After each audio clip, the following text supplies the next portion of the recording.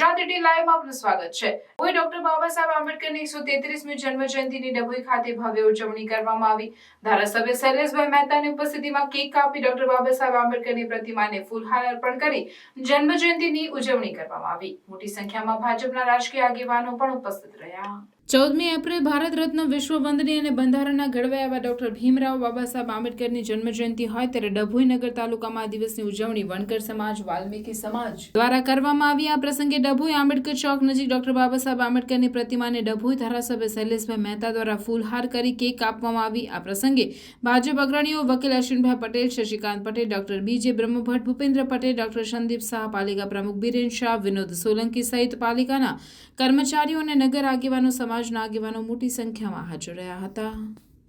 ભારત રત્ન બાબા સાહેબ આંબેડકર જેમણે દેશને બંધારણની ભેટ આપી છે। બંધારણનો મુખ્ય હેતુ જીવો અને જીવવા દો એવા બાબા સાહેબ આંબેડકરનો 133મો જન્મદિવસ આજે સમગ્ર દેશ એમને યાદ કરીને એમનો જન્મદિવસ ઉજવી રહ્યા છે। એમને જે બંધારણ આપ્યું એના જ કારણે આજે દેશ 75 વર્ષ પૂરા કરી ને આઝાદીની જે ખરેખર લોકશાહી છે એ લોકશાહીનો દેશમાં અમલ થાય છે અને આપણે સૌ આઝાદી અનુભવી રહ્યા છીએ, લોકશાહી અનુભવી રહ્યા છે। બાબા સાહેબને દિલથી શ્રદ્ધાંજલિ અર્પું છું।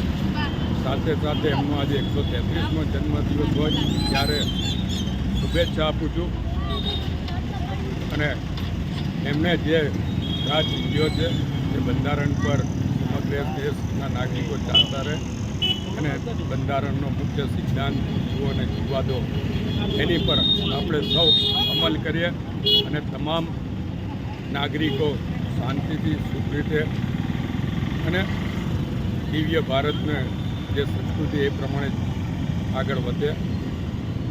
આ તબક્કે વડાપ્રધાન નરેન્દ્રભાઈ મોદીને પણ યાદ કરવા પડે।